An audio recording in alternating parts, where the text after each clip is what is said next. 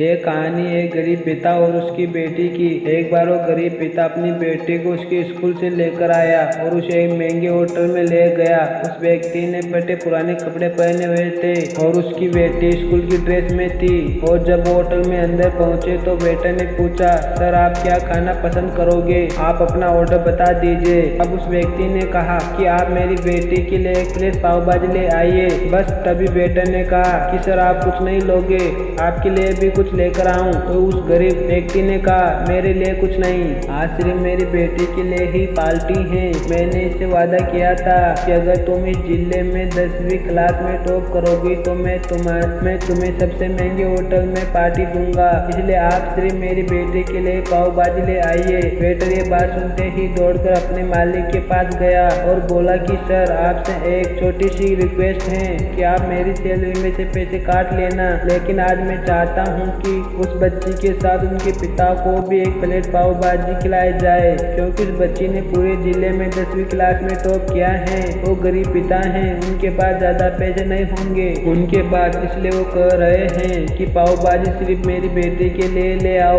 Hotel के मालिक ने जब ये बात सुनी तो उसने उस वेटर को शाबाशी दी और कहा कि तुम्हारी सोच पर मुझे गर्व है, लेकिन जबकि उस गरीब की बेटी ने पूरे जिले में टॉप किया है तो हमारा भी तो फर्ज बनता है। फिर उस होटल के मालिक ने मुस्कुराते हुए कहा कि उसकी बेटी के साथ साथ उसके पिता के लिए भी पाव भाजी ले जाओ और 4 से 5 पाव भाजी उसको पैक करके दे दो और उनके लिए 2 से 3 किलो मिठाई भी ले जाओ और उनसे कहो ये होटल की तरफ से हैं, उनसे कोई भी पैसे मत लेना, क्योंकि ये खुशी का मौका है, बार बार नहीं आता। मालिक की बात सुनकर वेटर को भी बड़ी खुशी मिली, लेकिन जब वेटर उनके खाने के लिए 2 प्लेट पाव भाजी ले गया तो वो गरीब व्यक्ति चौंक गया और घबराते हुए बोला कि बेटा मैंने तो एक प्लेट ही पाव भाजी मंगवाई थी, मेरे पास पैसे नहीं है बेटा। तब वेटर बोला, अरे सर आप चिंता मत कीजिए, ये पार्टी होटल की तरफ से है, आपकी बेटी ने टॉप किया है तो वो हमारी भी तो बहन बेटी हुई ना, आखिर वो एक दिन हमारे जिले का नाम रोशन जरूर करेगी।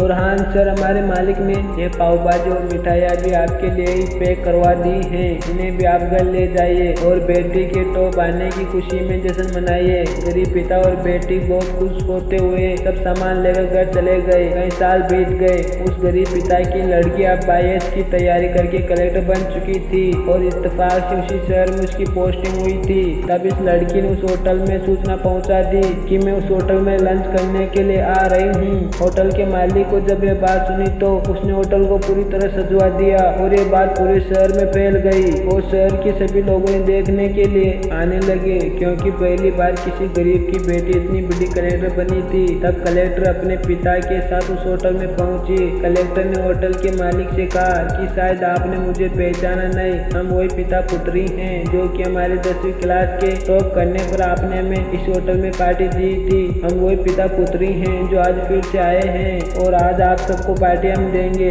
आपके पूरे स्टाफ को भी और गाँव के कुछ गरीब लोगों को भी, क्योंकि आपने गरीबी का सम्मान किया है।